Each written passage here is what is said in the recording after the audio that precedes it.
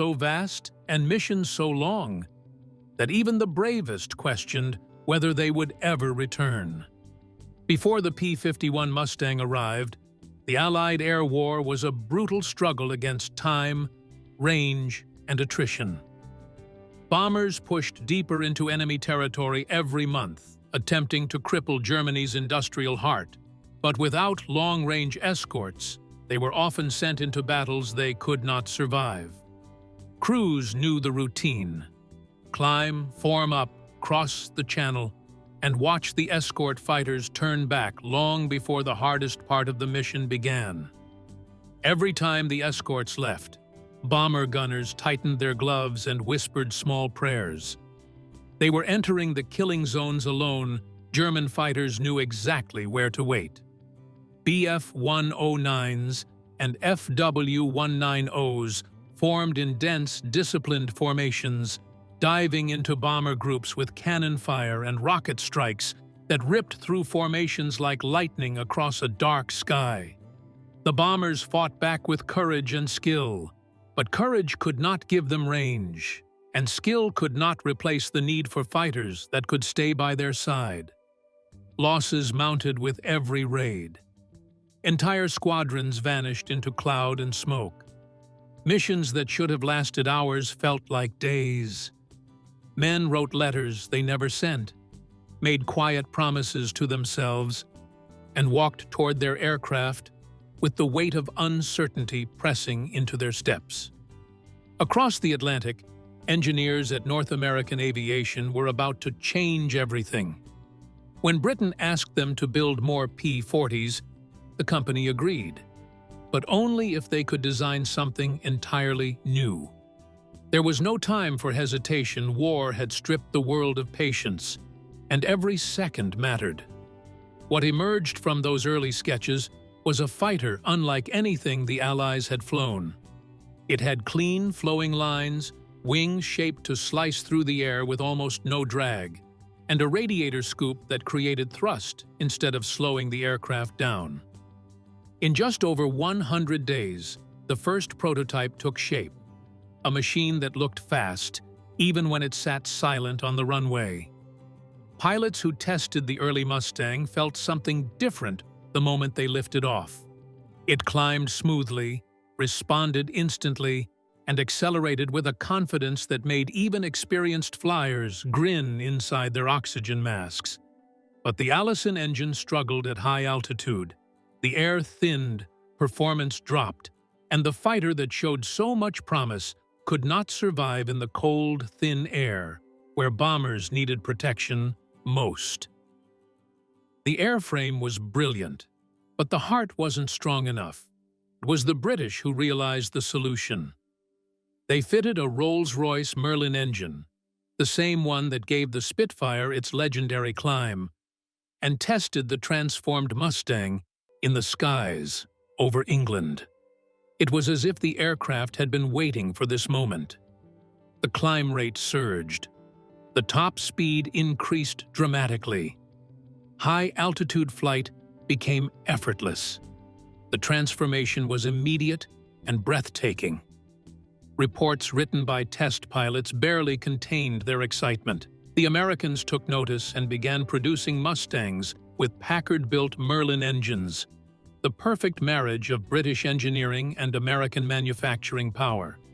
As Mustangs crossed the Atlantic and filled dispersal fields across Britain, bomber crews watched them taxi past with cautious hope. They had seen new fighters come and go, each promising to help, each unable to stay with them long enough to make the difference that mattered. But the Mustang was different. Its range stretched far beyond anything before it.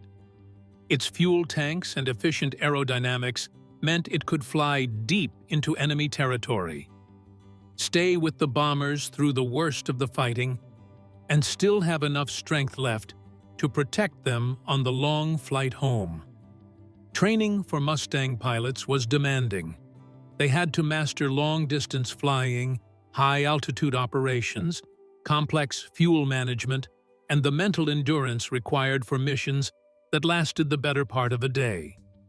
They sat in cockpits where temperatures dropped to deadly lows, where the thin air made every movement stiff and slow, and where the horizon seemed endless, yet they knew what was at stake. Every mile of range they gained meant more bomber crews surviving missions that had once been near suicide. Every formation they protected meant another factory hit, another rail yard destroyed, another step toward ending the war. When the first Mustangs joined the bomber formations deep over Europe, everything changed. German pilots approached with confidence, expecting to find unescorted targets. Instead, they saw the silhouettes of fast, agile fighters sliding between the bombers with ease. The shock was immediate. The Mustang could dive with incredible speed, climb back to altitude in moments, and turn sharply without losing energy. In the first encounters, many German pilots underestimated it, until they found themselves outmaneuvered and outpaced by an aircraft they had never fought before. Reports began to spread through Luftwaffe units. There was a new fighter in the sky, and it was unlike anything they had faced. Bomber crews felt the difference instantly. They could see the Mustangs weaving purposely through their formations, staying close, watching every direction. For the first time, hope crept into the cold, fear-heavy air of high-altitude flight. Hope that maybe, just maybe, this mission would have a different ending.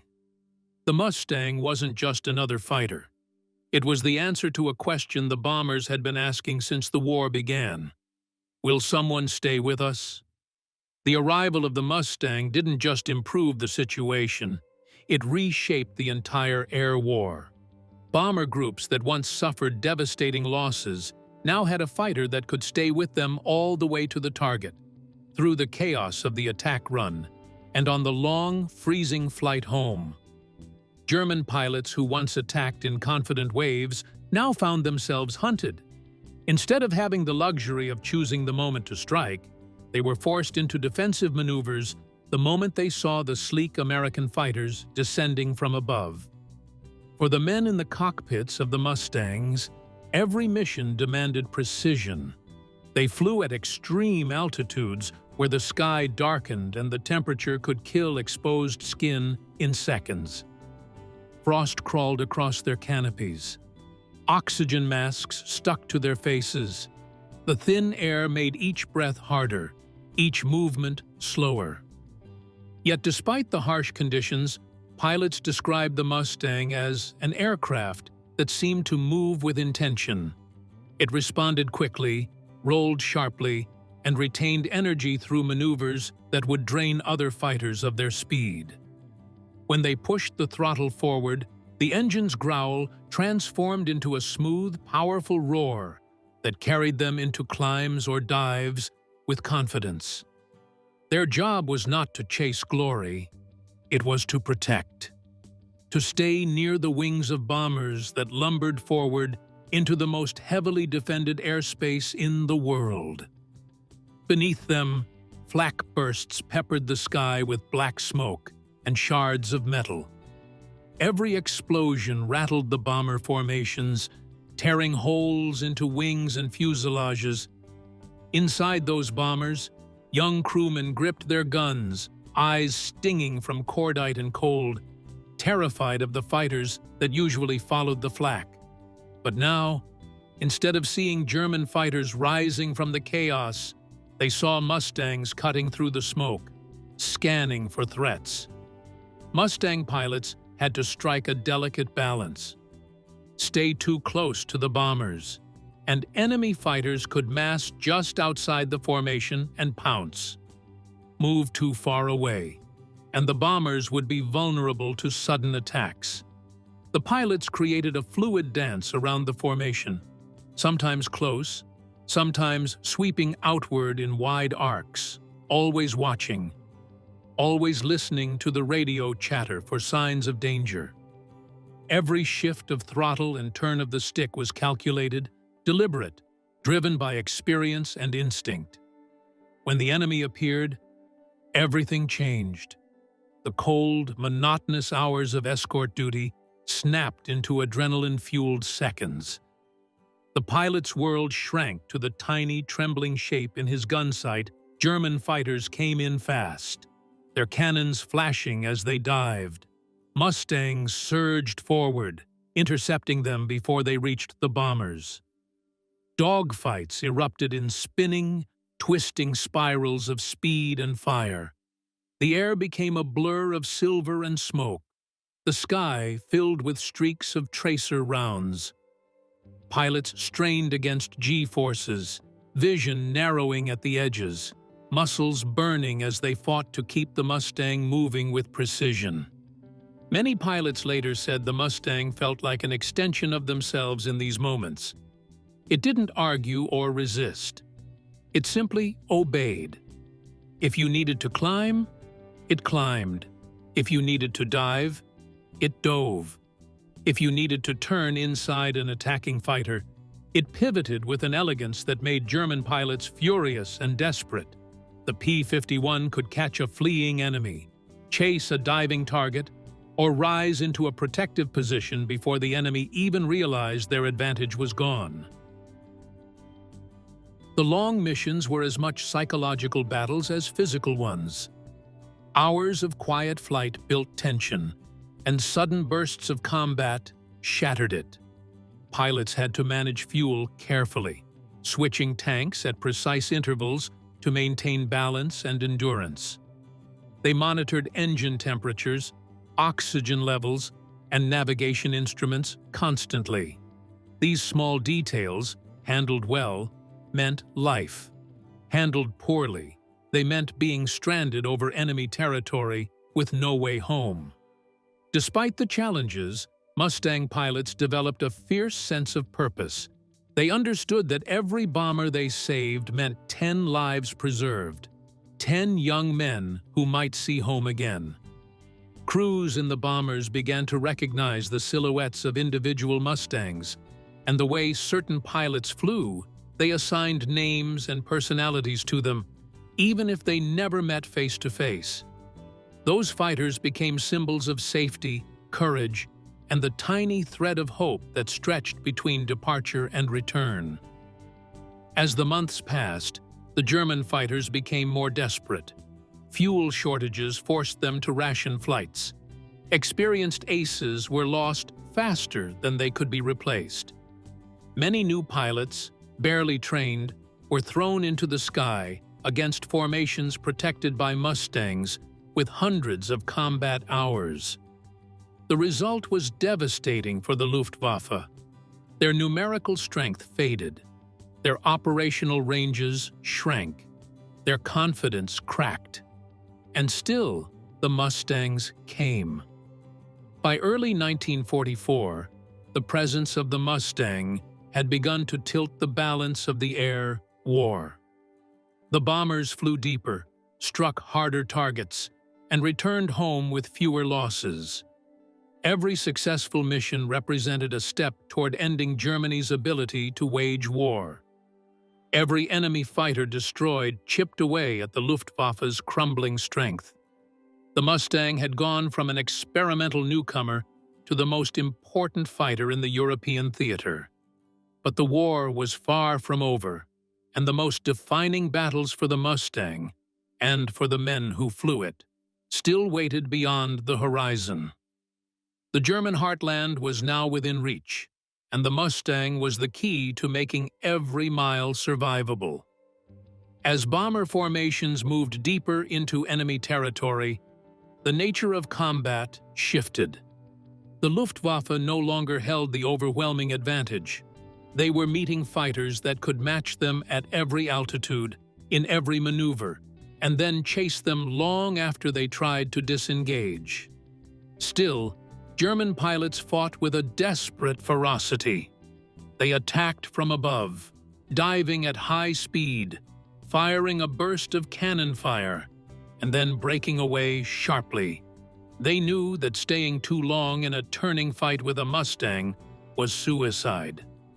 The Americans could turn inside them, hold energy longer, and regain position faster than the 109 or 190 could manage.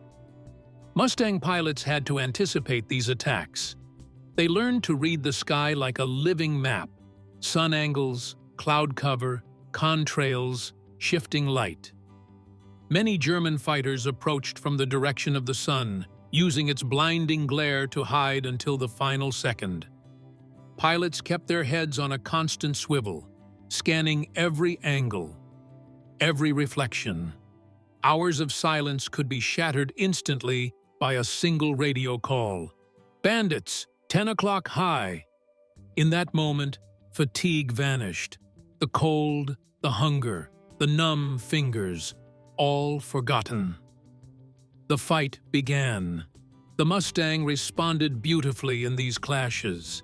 Its laminar flow wings sliced through the thin air at altitude with far less drag than expected. Its Merlin engine, supercharged for high-altitude performance, delivered power even in the freezing near-space environment where other aircraft gasped for oxygen. As the Mustangs climbed to intercept, the air thinned further, the propellers clawing at a sky that barely offered enough resistance to bite into still. They climbed.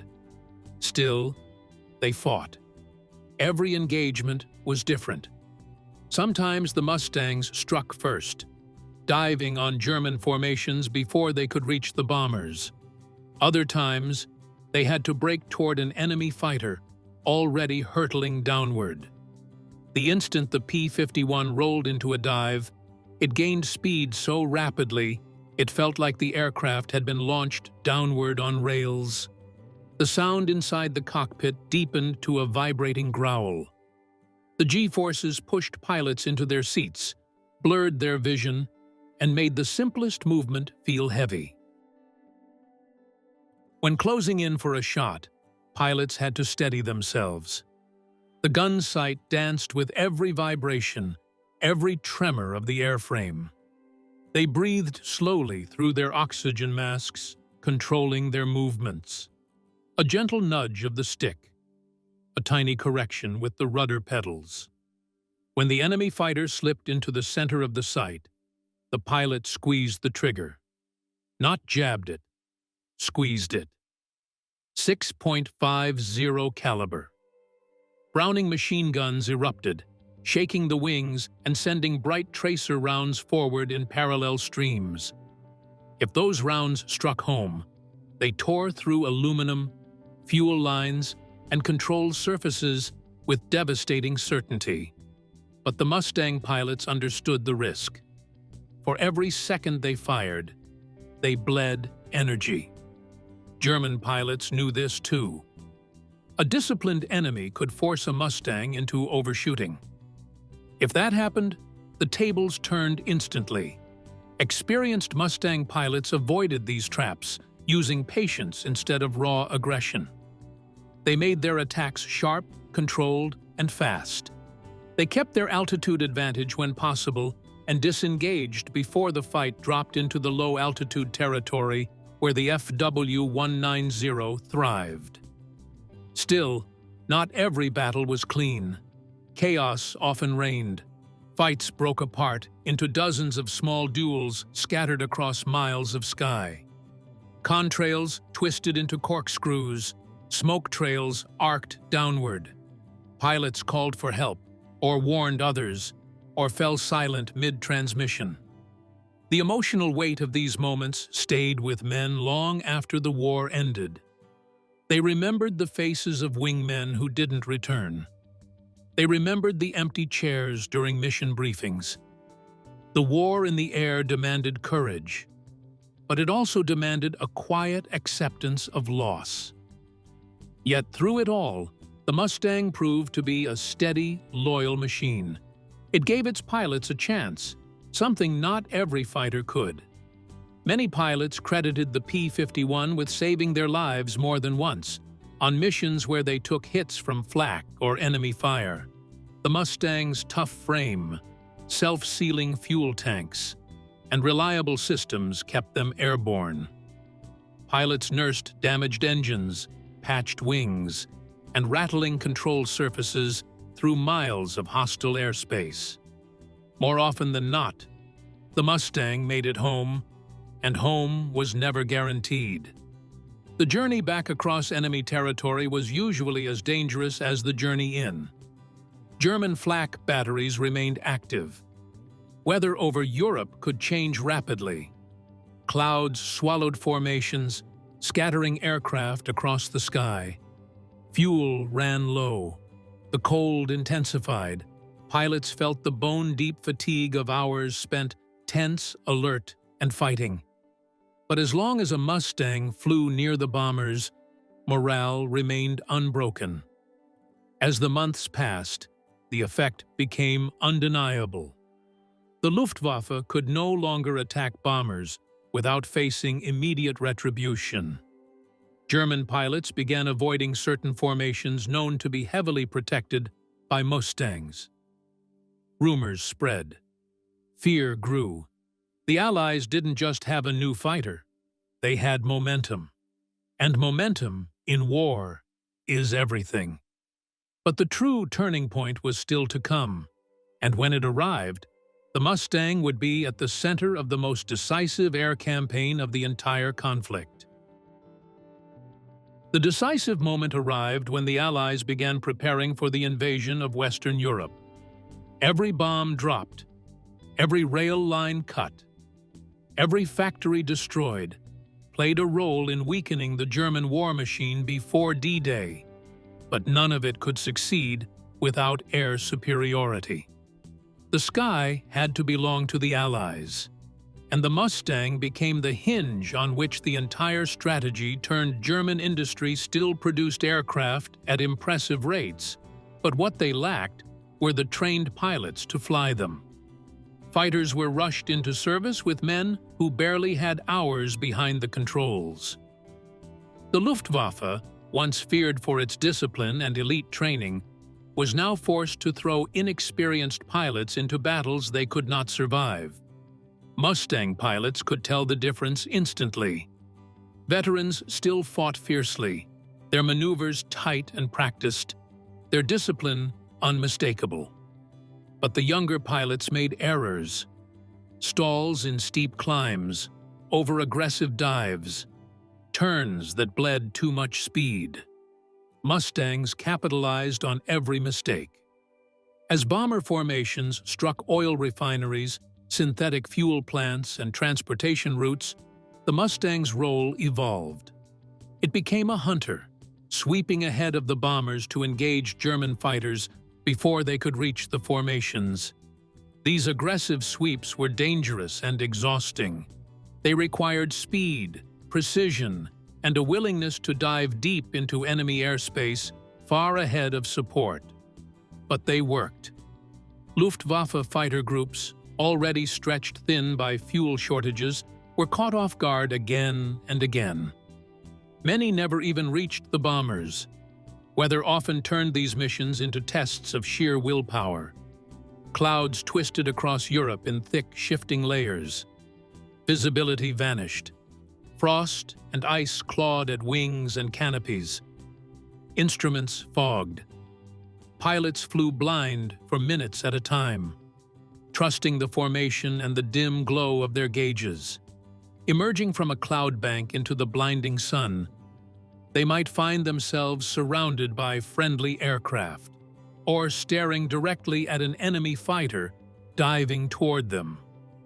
These transitions from blindness to danger tested every instinct and every ounce of training they possessed.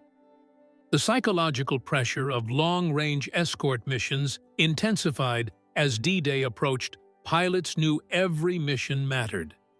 Every destroyed locomotive, every strafed airfield, every intercepted fighter contributed to the upcoming invasion. They pushed harder, flew longer, and fought with relentless determination. On some missions, Mustangs returned with their engines running on fumes, landing with fuel gauges below zero, only making it back thanks to luck, discipline, and the forgiving design of the aircraft. Then came the moment when the Mustang proved it had truly changed the war.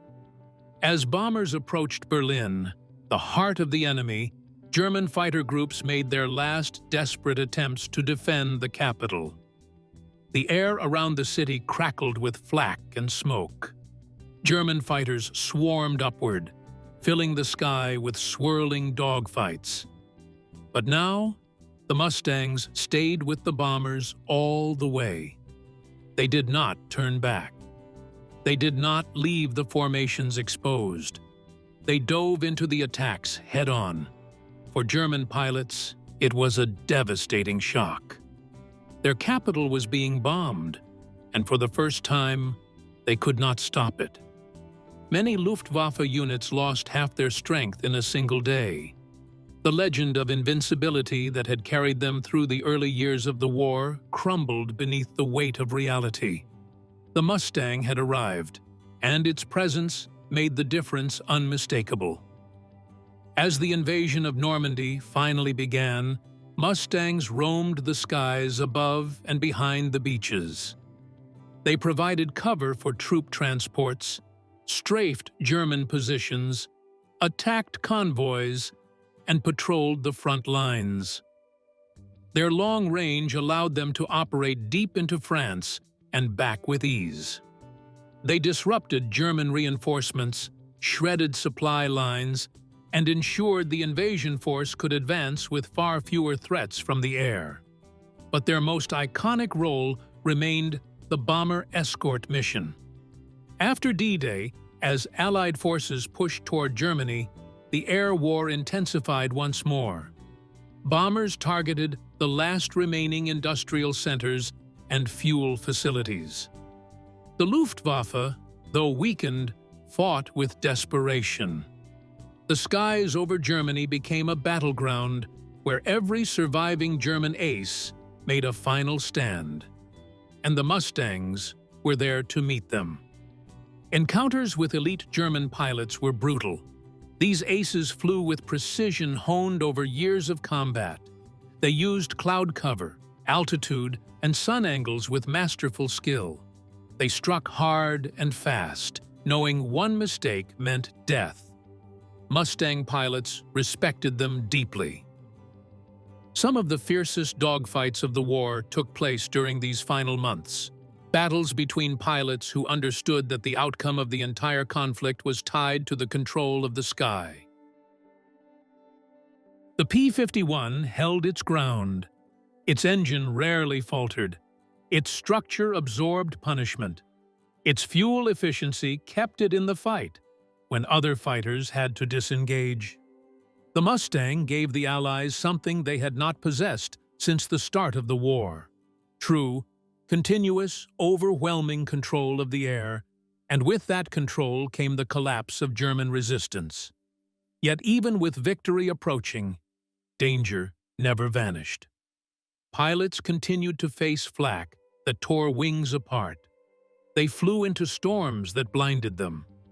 They navigated cold so intense their hands stiffened against the controls.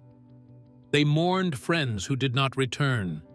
They carried the weight of each mission with them, tucked deep behind the bravery required to take off again the next day. The war in Europe neared its end, and the Mustang prepared for its final defining role in ensuring that end came swiftly. As 1945 approached, the Luftwaffe was essentially fighting on borrowed time. Their fuel reserves were nearly gone. Their pilots, once the terror of Europe, were now a mixture of exhausted veterans and terrified newcomers. Their aircraft, though still formidable in the hands of experts, could no longer turn the tide. The Mustang had taken its place as the spearhead of Allied air power, and nothing the Germans tried could reverse that reality. Mustangs swept across the collapsing Reich, flying missions that touched every corner of the front. They strafed trains carrying ammunition and fuel, tore through convoys moving reinforcements, and destroyed aircraft on the ground before they had the chance to take off. Their range allowed them to reach into places once considered untouchable, punishing retreating forces and crippling the last pockets of resistance. Each mission brought the end of the war closer. Yet even in these final chapters, the skies remained dangerous. German flak batteries, though fewer, were still deadly. A single burst could rip through a wing or sever vital control lines. Pilots often returned with their aircraft riddled with holes, their canopies cracked or shattered, their controls stiffening from damage. The stress of constant combat weighed heavily on them. Many had flown dozens of missions, each one draining them of energy and emotion. But the Mustang gave them the strength to keep going. Its reliability, its long range, and its forgiving nature meant that even when damaged, it often brought its pilot home. When Allied forces crossed the Rhine and marched into the heart of Germany, the Mustangs continued to pave the way. They attacked airfields where the last operational jets tried to launch, they disrupted the final attempts to reinforce collapsing front lines, and they ensured that no surprise counterattack could gain momentum. Even the revolutionary Me-262, the world's first operational jet fighter, was unable to change the course of the air war. The jet was fast, far faster than anything in the air, but its vulnerability during takeoff and landing made it a target. Mustang pilots adapted quickly, striking the jets when they were slowest, and ensuring that Germany's last hope for aerial advantage was extinguished. When the war finally ended in Europe, Mustang pilots returned to their bases with a strange mix of relief and emptiness. Many walked around their aircraft in silence, running their hands along the wings, touching the scars from battle, remembering the missions that had pushed them to the edge. Some stared at the sky, unable to believe the fighting was truly over. Others thought about the friends who hadn't made it back. The Mustang had helped them survive, but survival came at a cost that lingered long after the shooting stopped. After the war, thousands of Mustangs were suddenly without a battlefield to command. Many were scrapped, melted down for metal, in a world eager to move on from the machines of war. Some were sold to Allied air forces around the globe, where they continued to serve in new conflicts and unfamiliar skies. Others found their way into air races, where their speed and agility made them instant champions. Pilots who had flown them in combat now flew them for sport, pushing the aircraft to limits they couldn't risk during wartime. But the story of the Mustang didn't fade. As veterans returned home and began sharing their experiences, the legend of the P-51 grew. Historians examined its impact on the air war and concluded that it was one of the most important fighters of World War II, perhaps the most important. The aircraft's combination of range, speed, agility, and firepower allowed it to dominate the skies and ensure that Allied bomber operations succeeded where they had previously suffered catastrophic losses. Eventually, a movement to preserve surviving Mustangs took shape. Mechanics restored them lovingly, piece by piece. Museums acquired examples for display, often with the exact markings of the pilots who once flew them. Air shows featured Mustangs flying again, their Merlin engines roaring with the same unmistakable growl that once echoed across Europe. People who had never lived through the war stood in awe as the aircraft swept past, shimmering in the sunlight, leaving a trail of sound as powerful as history itself. The Mustang became more than an artifact. It became a symbol of courage, of cooperation between nations, of engineering brilliance under immense pressure. Its story resonated with those who understood that the outcome of the war and the fate of countless lives hinged on its abilities. Even today, the sight of a P-51 taking off carries a sense of reverence. Its wings represent not just metal and craftsmanship, but the determination of everyone who built it, flew it, and depended on it. Thanks so much for listening and watching my content. I hope you really enjoyed. Hope to see you in the next video. Don't forget to like, subscribe, and turn post notifications on.